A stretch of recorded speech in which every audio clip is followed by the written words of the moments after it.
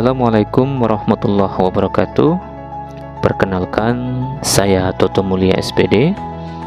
Saya adalah calon guru penggerak Angkatan 9 dari SMK Negeri 1 Sekanan, Kabupaten Labuhan Batu Selatan, Provinsi Sumatera Utara. Pada kesempatan ini, saya akan memaparkan koneksi antar materi modul 1.1 dan modul 1.2.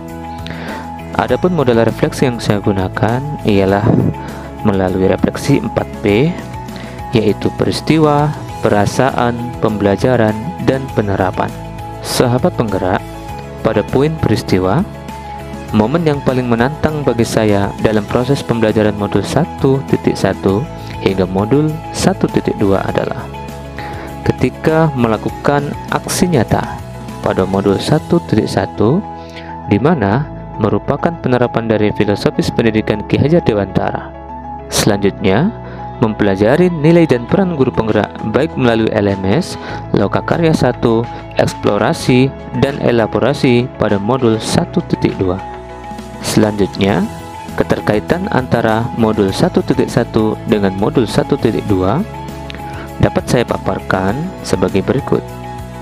Sahabat penggerak, saya tertarik pada pemikiran Ki Hajar Dewantara tentang budi pekerti, yaitu bahwa keluarga adalah tempat yang paling utama dalam menumbuhkan dan menyemai benih-benih kebudayaan.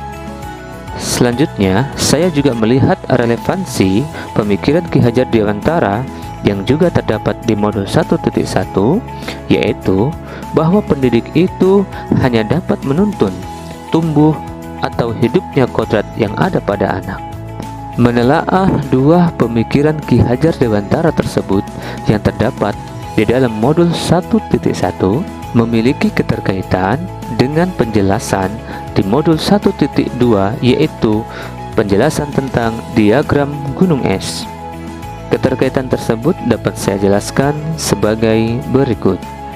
Diagram identitas gunung es menggambarkan secara eksplisit bahwa setiap manusia memiliki unsur intrinsik dan ekstrinsik dalam dirinya.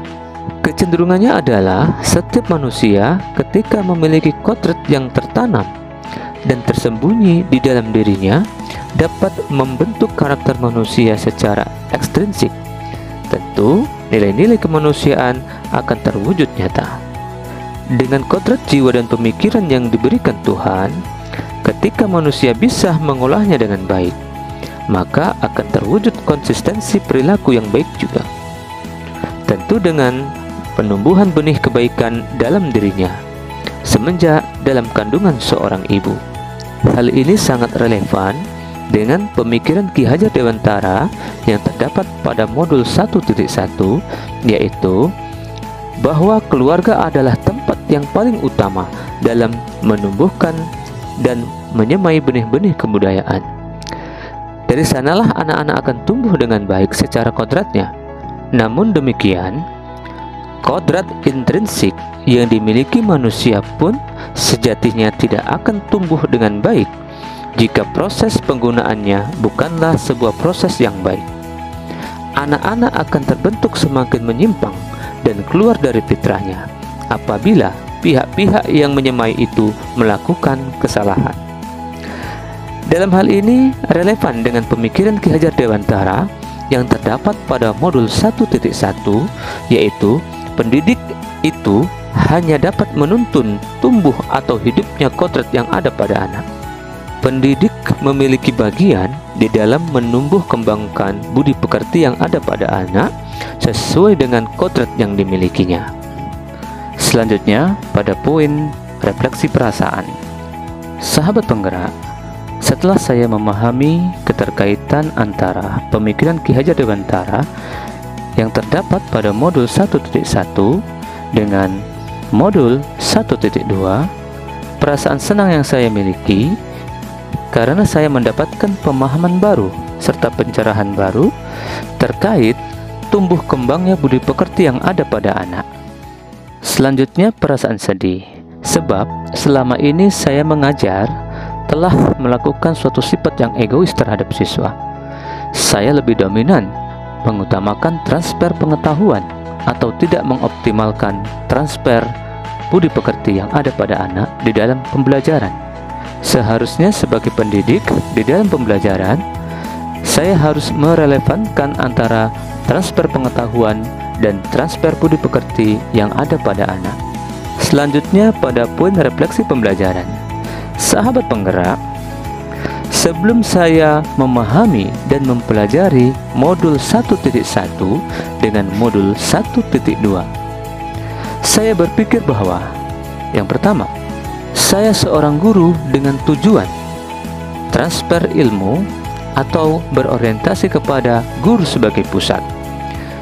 Yang kedua, saya terobsesi secara penuh bagaimana seorang peserta didik harus mampu mencapai target pengetahuan yang telah saya tetapkan melalui nilai-nilai KKM yang telah saya tentukan di awal. Yang ketiga, saya melakukan pembelajaran yang berorientasi pada kenyamanan saya ketika mengajar, dengan melupakan bagaimana memberikan kemerdekaan belajar kepada siswa. Selanjutnya, setelah saya mempelajari dan memahami modul 1.1 dengan pemikiran Ki Hajar Dewantara dan modul 1.2 yaitu nilai dan peran guru penggerak, sekarang saya berpikir dan saya menjadi seorang guru, menjadi pemimpin pembelajaran yang berpihak pada murid. Saya harus mampu menjadi coach atau mentor bagi orang lain. Saya juga harus mampu mendorong kolaborasi.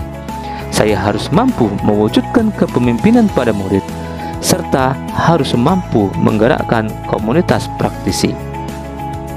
Selanjutnya pada poin refleksi penerapan ke depan.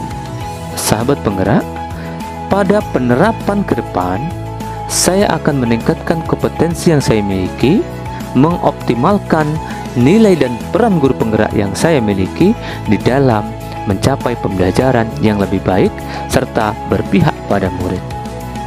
Salah satu contoh yang saya akan lakukan ialah saya akan meningkatkan kompetensi diri saya melalui pelatihan-pelatihan baik secara mandiri maupun secara terstruktur. Yang kedua, melakukan kolaborasi dengan teman sejawat dan warga sekolah di dalam mewujudkan pendidikan yang lebih baik. Yang ketiga, mendesain dan menggunakan metode pembelajaran yang baik, yaitu dengan memanfaatkan teknologi dalam pembelajaran sesuai dengan perkembangan zaman yang ada pada saat ini. Demikian paparan koneksi antar materi modul 1.1 dengan modul 1.2 yang dapat saya sampaikan. Terima kasih, sampai jumpa lain kesempatan. Saya Toto Mulia SPD, SMK Negeri 1 Sekanan, calon guru penggerak angkatan 9.